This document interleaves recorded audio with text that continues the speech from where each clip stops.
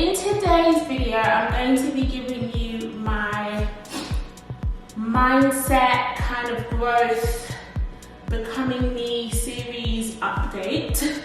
I just explained to you some of the things that I've done this week to grow mentally, emotionally, and just go through some of the things that I was trying to deal with. So, without further ado, let's get into the video.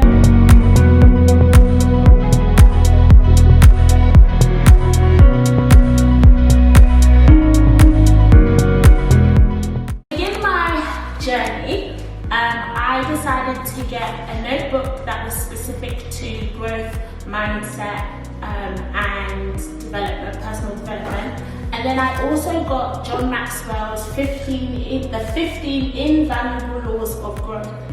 I've been using this book as a workbook to work through how I plan to grow, in what areas I want to grow in, and in what areas I want to learn and change things in. So those are the two things that I decided to do first and foremost, was to get a notebook dedicated to the areas that are dedicated to change, and just literally specifically have a notebook that I worked in when it came to like mindset and growth.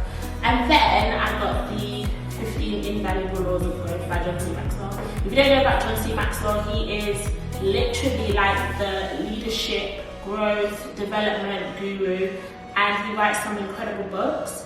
I previously read a book by him called How Successful People Think, and that was a great book as well. This has been proven to be a great book as well.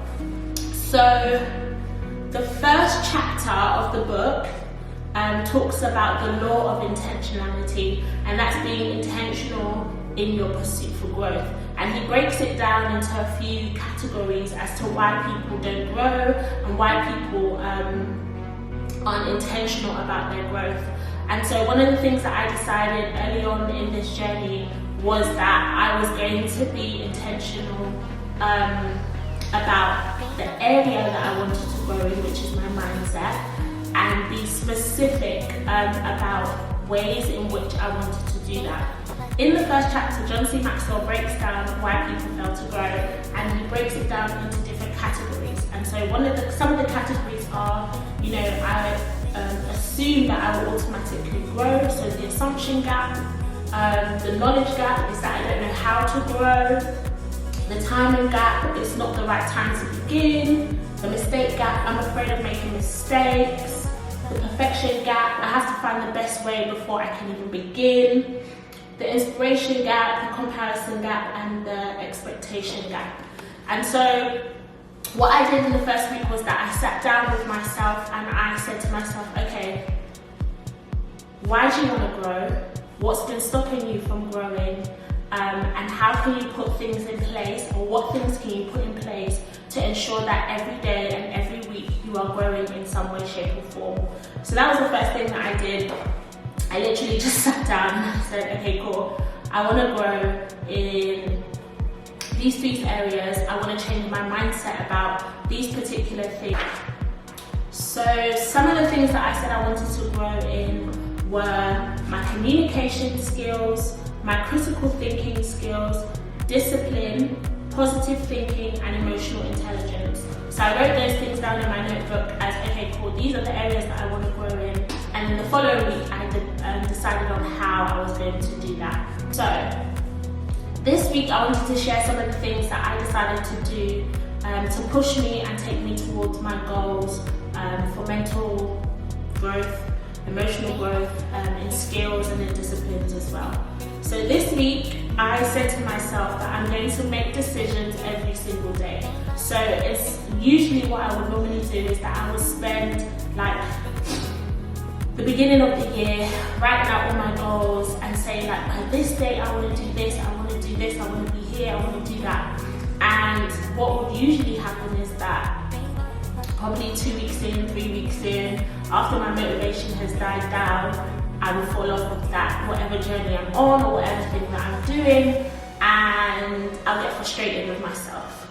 And so one tool that I decided to take up this week was every morning I was going to make the right decision. So I've stopped thinking about in 5 months time, in 3 months time, in 2 months time, and I'm literally thinking about the day.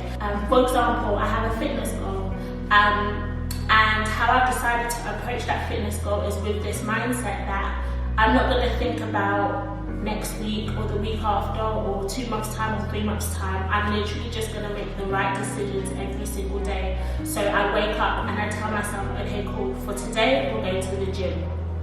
For today we're eating clean. For today we're drinking water.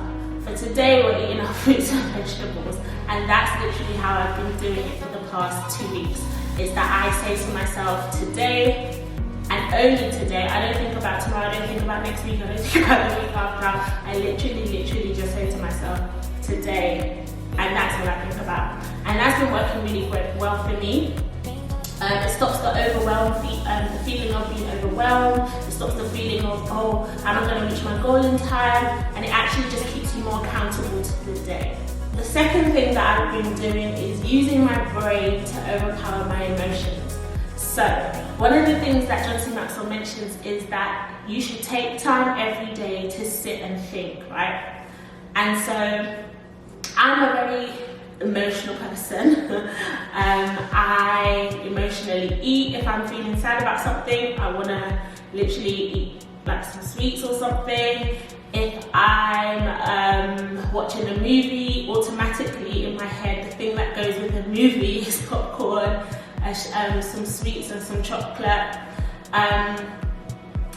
So those are some of the things that I've been trying to kind of change my attitude and my mindset towards. And what I've been doing is using my brain to overpower my emotions. I literally will begin to question myself. So for example, like I said, I can't bother to record a YouTube video. Why can't you be bothered to record a video? I just don't feel like it. Is not feeling like it today going to get you to your goal tomorrow?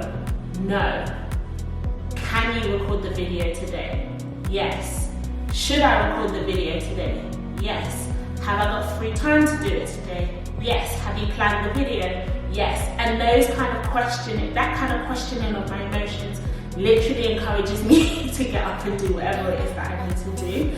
Whereas before I would literally just give in to my emotions, and if my emotions and my feelings say I can't be bothered, then I'm not bothered.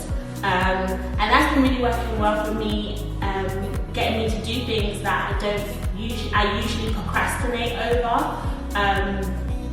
Been reasoning and like speaking myself into doing things. It takes a couple of minutes. It might take sometimes like 5-6 minutes or 10 minutes. Speaking myself into doing things has really helped and changed the way I approach some of my goals for the year. Accountability and community is key in keeping consistent. So again, like I mentioned, I started my fitness goal and I'm on my fitness journey and I'm in an accountability group. And the rules of the group is you have to send your meals for the day and you have to send a sweat selfie. So after you work out, you have to send a selfie into the group chat. And if you don't, you get removed from the group chat. And because of the time difference and the time zones, and I'm in a different time zone and other people are in a different time zone, by the time I wake up, there's like 50 messages in the group chat with people sending their updates, and that encourages me and motivates me to keep going and to be consistent. I also send it to some of my other friends as well and just say, worked out for the day, here's a sweat selfie to prove it. And that's just been another way to keep myself going and to keep myself motivated. I also like to see how my face might change in these selfies as well. I'll share a few videos and stuff of how I keep track and how I like to take pictures and like all the things that I've done for the last 2 weeks. Consistent documentation of the process. So every morning when I go to the gym, I record myself in the mirror just to see if there's any changes. For the last 2 weeks, I haven't seen anything drastic, but I have felt in terms of my weight loss very different. I feel stronger, I feel lighter, I have more clarity. I'm getting rid of all of the toxins in my body by sweating and working out and moving my body. I'm more encouraged to keep going out and working out.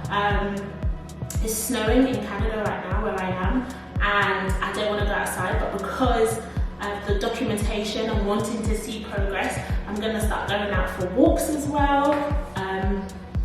So constant documentation has been really key in helping me stay focused on my goals, in my mindset. I journal as well. I'm going to be doing another video on the keys of journaling and how journaling can help you achieve your goals. So again, I journal a lot actually to help with mental clarity, to help with anxiety and stress, and to really just focus my mind on the things that I want to achieve this year. And also it helps me when I feel like my mind is shifting in a very negative way. I get to literally jot down those ideas, and then I begin to question them again. And that's been helping slowly shift my mindset towards certain things. The next point, weekly and daily challenges has helped me. So each week I give myself a little challenge. Again, going back to my fitness goal, this might be a fitness update because going back to my fitness goal, this week I challenged myself that I wanted to burn over 500 calories. That was the only thing that I said to myself this week. I just want to burn more than 500 calories a day. So the first day I burnt like 512 calories, and then the next day I said, okay, cool, we did 512, we're going to go to 550. And then I said, okay, cool, we've gone to 550, let's go to 600. And I pushed myself and pushed myself. I think I burnt 700 on Wednesday and then 600 on the Thursday. So I work out 4 times a week. And yeah, that's been helping me motivate myself. I don't skim out on workouts as well. So the things that I know that are most difficult and work the body more, I began to do them to burn the calories that I was giving myself every day to burn. And pushing myself mentally in that way has taught me that I'm not as limited in my thinking as I thought I was, and that working out and pushing myself to reach goals and targets can also translate in my career, it can translate in my finances, it can translate in relationships, it can translate in all different ways. And so that's what I did, literally. I pushed myself in that area mentally, and I began to push myself mentally in other areas as well. So in my career, I'm pushing myself to think bigger, to think differently, to think more strategically, to ask the right questions, and to be present in the moment, and to think holistically, which I think previously I hadn't done, because I was so comfortable with where I was. But when you're growing, you want to become more, you want to develop and do more, which is what I'm trying to do, and that's been translating into my work as well. So I struggle with procrastination a lot. I'm a very big procrastinator. One of the questions in the book, or one of the questions in a sermon that I was watching, was asking yourself, why do you procrastinate? And the person who was speaking said that procrastination is usually because of fear. It's based on fear. So I sat and I asked myself, okay, why are you procrastinating? And sometimes the answer would be because I don't want to show that I don't know something, or it's because of fear of failure, or because I don't think it will be good enough. And those are all limited mindsets and limited beliefs. So what I started to do is I started to block my schedule. So I use block scheduling as well. So I started to use block scheduling and devote like an hour, 2 hours to really deep dive into something, give it my best shot, and ask for feedback. I've opened up myself to say, like, you are not going to know everything. You're not going to know the answers to everything. But what you can do is be humble enough and be studious enough to ask for the right people, the right questions to get the right answers. And that's helped in shifting my mindset from thinking I can't to I will learn. And learning is great. Everybody should be learning. Even if you're not in school, if you're not in education, you should be learning. I think every day is something new, which is again what I've been doing in my career. I've been literally trying to learn how to be a better project manager each and every day, and asking for different tasks, asking for more work, asking for more responsibility, not just to just prove myself, but also just so I can learn and be better and grow and to develop in that area. Another thing that I've been doing is when a thought comes into my mind, I've started to hold it and sit with it for a little bit longer. So one of the things that I was struggling with was the fear of rejection. Instead of saying, oh, whatever, it doesn't matter, I sat with it and I said, okay, cool, why do you have this fear? What is it about rejection that's been troubling you? And then I found a book called, I think, Clearing, or I can't remember, but something about the rejected mindset.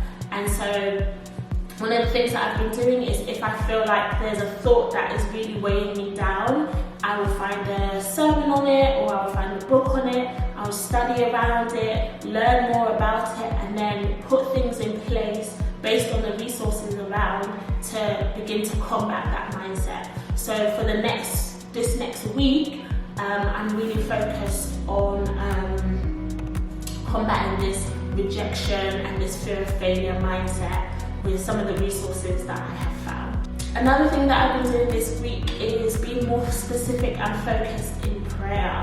So this month I wanted to focus on one specific thing in prayer and ask the Lord for that only this whole month. I pray for other people, which is different, but for me specifically, I'm seeking and have been searching for one thing specifically.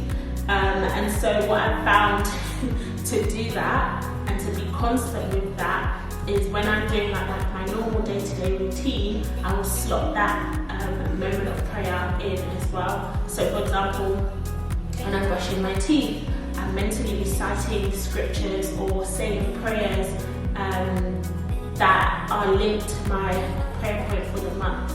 When I'm in the shower, I'm praying along to a prayer sermon about that specific thing. So finding moments within my day-to-day, so like if I'm warming up my lunch or if I'm making my breakfast, things that are in my day-to-day and linking them to spiritual habits. So linking everyday things to enhance my spiritual life. So, what else have I done this week? I feel like I've done quite a bit this week in terms of growth. Something else that I'm really trying to establish in this first quarter of the year. So I know it's not going to happen overnight. I know it's not going to happen in a week or 2 weeks. That's why I've given myself the first quarter to establish it, identify it, and then understand it and begin to implement it within the second quarter of the year and going forward. And that is boundaries. I used to think that I was a person with no boundaries. And I remember my pastor saying to me, "No, I think you have boundaries." So what I've been trying to do is establish clearer boundaries and establish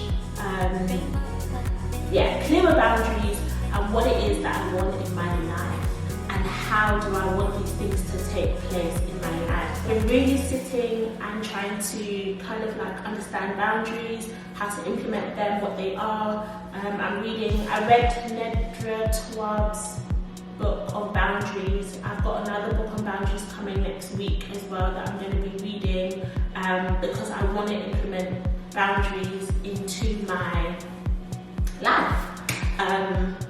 I have boundaries, but there's other things that I feel like I don't have boundaries in, which I would like to clarify and work through to do. So